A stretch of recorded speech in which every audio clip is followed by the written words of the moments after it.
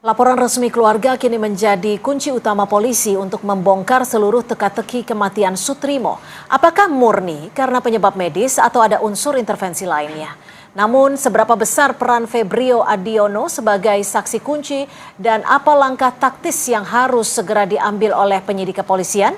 Untuk membahasnya sudah bergabung Komjen Purnawirawan Ito Sumardi, mantan Kabareskrim Polri, dan juga Bang Pitra Romadoni, Presiden Perkumpulan Praktisi Hukum dan Ahli Hukum Indonesia yang juga pelapor dari kasus kematian Sutrimo ke Bareskrim Mabes Polri. Selamat petang Pak Ito, Bang Pitra. Selamat petang, Mbak Cynthia. Salam sehat selalu.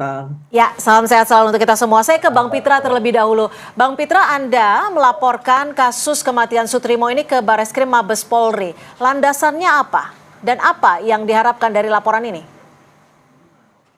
Ya, yang pertama Ketua Bidang Hukum dan Pembelaan menyampaikan bahwasannya terdapat kejanggalan-kejanggalan terkait dengan kematian daripada almarhum Pak Trimo, yang menurut catatan ahli ada beberapa hal yang perlu didalami untuk ditindaklanjuti lebih lanjut, mengingat dari segi pandangan kriminologi, ya, yang bersangkutan ini adalah pegawai daripada Ex-Jampitsus.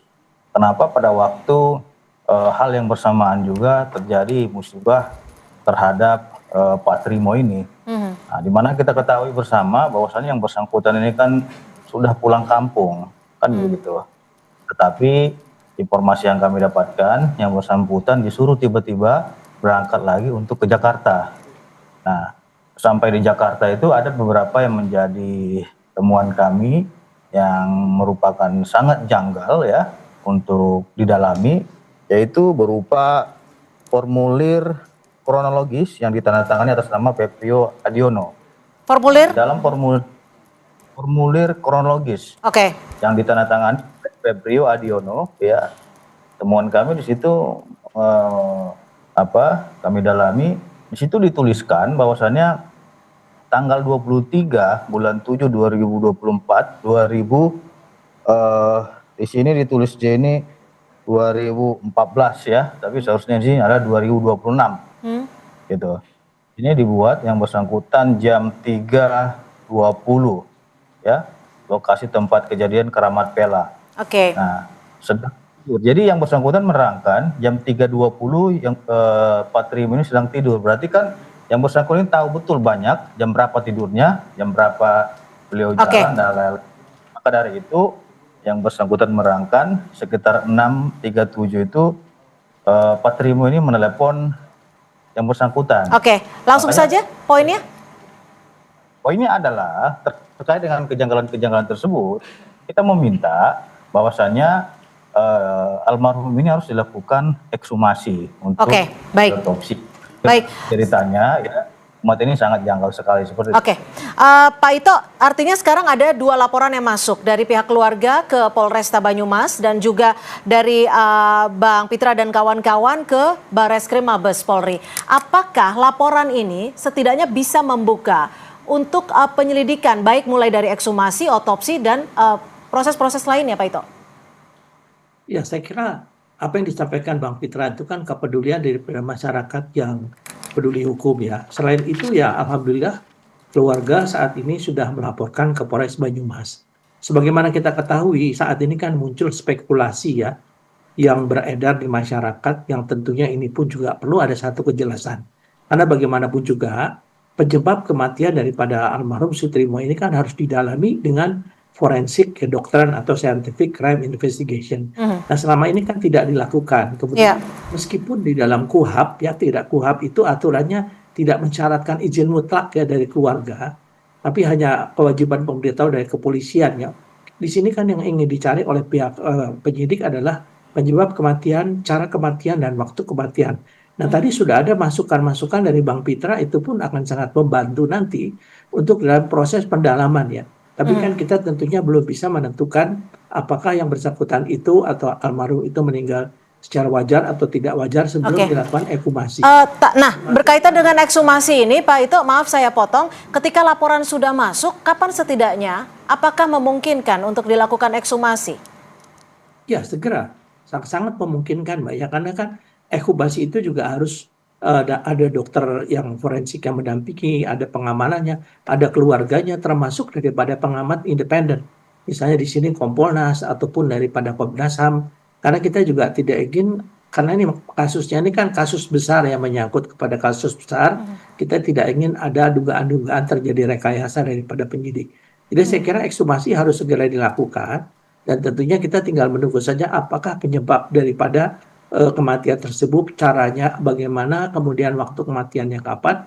Nanti dikaitkan dengan tadi masukan-masukan dari Bang Pitra itu sangat berharga bagi penyidik yang tentunya akan menjadi dasar untuk pendalamannya. Demikian. Bang Pitra, Anda juga sempat menyatakan bahwa bisa saja almarhum Soetrimo ini mengetahui siapa-siapa saja pihak yang bertemu dengan Febri Adriansyah. Bisa Anda jelaskan terkait hal ini, Bang Pitra? Ya, yang pertama dari segi kriminologi, tentu kan yang bersangkutan ini sebagai pegawai ataupun karyawan atau tukang kebun lah disebut. Dikit atau banyaknya yang bersangkutan pasti tahu siapa yang ketemu dengan FA, berapa ketemunya, apa yang didengarkan dalam pembicaraan. Setidaknya itu kan membantu dalam proses penegakan hukum. Maka dari itu kami sangat sayangkan apabila yang bersangkutan ini meninggal dunia. Kami juga berduka atas kepulangan yang bersangkutan. Tapi dalam pengungkapan kasus ini sampai saat ini kita masih terus melakukan pendalaman dalam kejanggalan-kejanggalan ini, karena berdasarkan nomor HP yang kami tracking ya, ada 2 nomor HP yang disebutkan atas nama FA tadi, ternyata itu atas nama orang lain, bukan nama FA. Nah, yang satunya itu tidak ditemukan, yang satunya lagi kami tracking itu atas nama Andi Sutejo. Andi? Nah, nanti akan ditanya Andi Sutejo, ini siapa ini kan gitu. Nah, terus di sini ada banyak beragam-ragam nama, ada di situ disebut lagi namanya Rahmatullah Naskel. Oke. Nah, jadi ini banyak yang kami lihat di sini keanehan-keanehan, maka dari itu nanti kita minta bantuan daripada penyidik Polri agar ini mendalami lebih lanjut seperti itu. Oke. Pak Ito, kalau saat ini mungkin menurut Mas Pitra, almarhum setidaknya seharusnya bisa dijadikan saksi kunci ya dalam kasus korupsi dan juga TPPU Pak Febri Adriansyah. Tapi di sisi lain saat ini ada nama Febrio. Apakah ini bisa menggantikan posisi untuk mendapat informasi terkait dengan kasus korupsi dan TPPU dan juga kematian? Ya, secara logika kan almarhum itu adalah saksi kunci dan sangat mengetahui ya apa kegiatan, apalagi kan kalau nggak salah sudah 20 tahun lebih ya bersama dengan tersangka ya. Ya, kemudian apa yang disampaikan oleh Bang Pitra tadi itu adalah masukan-masukan yang perlu didalami, di profiling ya, kalau istilahnya di profiling siapa orang-orang ini, kaitannya apa dan lain sebagainya. Saya kira dalam pasal 184 S1 kan almarhum ini sebetulnya menjadi salah satu saksi kunci untuk bisa mengungkap kebenaran daripada kasus ini ya. Namun demikian tentunya kita juga tidak ingin apabila memang yang bersangkutan itu meninggal secara wajar dikait-kaitkan dengan permasalahan ini, meskipun tentunya kita kehilangan saksi kunci. Jadi kita tetap harus mengedepankan azas praduga tak bersalah dan juga kepastian hukum daripada kematian saudara almarhum Soetrimo ini sangat penting ya bagi penyidik kejaksaan termasuk dari kepolisian untuk bisa melihat kaitannya apakah memang ada penghilangan daripada saksi ya, ada upaya penghilangan atau tidak. Ya. Tentunya ini kita tidak boleh berspekulasi. Apa yang dilakukan saat ini adalah untuk memberikan penjelasan atau kejelasan daripada status almarhum. Demikian. Pak Ito, jika memang dorongannya, desakannya adalah melakukan ekshumasi, berapa sekiranya waktu yang paling ideal agar proses ekshumasi ini memberikan hasil yang optimal ketika Pak Sumitro ini ditemukan meninggal dunia pada tanggal 23 Juli? Ya, sesuai dengan pengalaman saya Mbak Cynthia ya, kalau namanya ekshumasi juga tergantung seberapa lama jenazah itu sudah dimakamkan. Karena kan ada proses pembusukan dan lain sebagainya ya. Dan di sini memang kita ingat waktu kasus Brigadir Yosua ya. Itu pun juga kan kita memerlukan waktu. Tapi ini pun juga saya kira teman-teman dari forensik kedokteran mereka juga sudah memiliki peralatan dan pengetahuan untuk secepat mungkin bisa mendapatkan satu kesimpulan. Kalau seandainya hasilnya adalah diduga yang bersangkutan meninggal secara tidak wajar, Ya. maka tentunya ini akan menjadi pekerjaan rumah lagi bagi penyidik untuk mencari penyebabnya ataupun keterkaitannya. Apakah terkait dengan upaya menghilangkan saksi atau tidak. Tapi yang kedua adalah tadi saya sampaikan, kalau memang kematiannya dianggap wajar, termasuk rekam jejak medis daripada almarhum, tentunya di sini kepolisian juga harus segera menjelaskan bahwa almarhum itu adalah meninggal secara wajar, sehingga tidak ada lagi spekulasi-spekulasi yang berkembang di masyarakat. Oke. Tapi singkat saja Pak Ito, kalau proses ekshumasi itu prosesnya seperti apa sih Pak berdasarkan pengalaman Anda? Kalau laporan sudah Ya. masuk ke polisi ini? Ya, pertama adalah kita memberitahukan kepada keluarga, kemudian kepada RT setempat, kemudian kita melakukan penggalian ya, disaksikan oleh keluarga dan juga daripada aparat setempat maupun juga daripada biasanya dari pengamat independen. Nah, setelah itu diambil organ-organ tubuh ya yang memungkinkan untuk bisa dianalisa apakah ada racun ataupun ada benda-benda lain yang mengakibatkan yang bersangkutan meninggal. Selain itu juga waktu kematian juga nanti akan bisa dilakukan penyelidikan ya oleh tim forensik.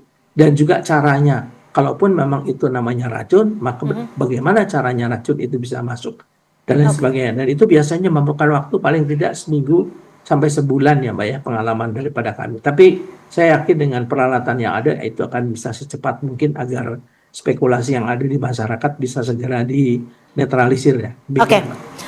Bang Pitra, setelah memasukkan laporan ke Bareskrim Mabes Polri, langkah lanjutannya akan seperti apa Bang? Langkah lanjutannya tentu kita terus berkoordinasi dengan penyidik agar perkara ini terang benderang ya, karena kebenaran itu harus seterang cahaya.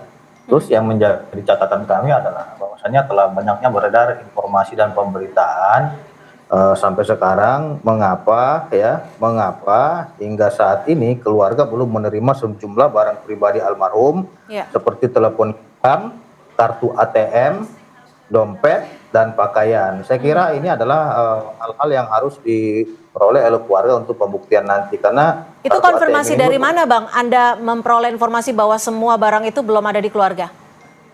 Saya kira itu sudah tersebar di platform berbagai media sosial. Iya, tapi apakah sudah terkonfirmasi? Nah, keluarga kan sudah menyampaikan dalam rilisnya bahwasannya mereka belum menerima handphone daripada yang bersangkutan. Maka dari itu ya kita minta, karena ini keluarga sudah menyampaikan handphonenya belum dikembalikan, ya siapapun yang menahan handphone itu kembalikanlah kepada keluarganya untuk kepentingan penyidikan lebih lanjut. Seperti itu. Baik, terima kasih Bang Pitra Romadoni dan juga terima kasih Komjen Purnawirawan Ito Sumardi sudah berbagi perspektif di Kompas Petang. Selamat sore Pak Ito.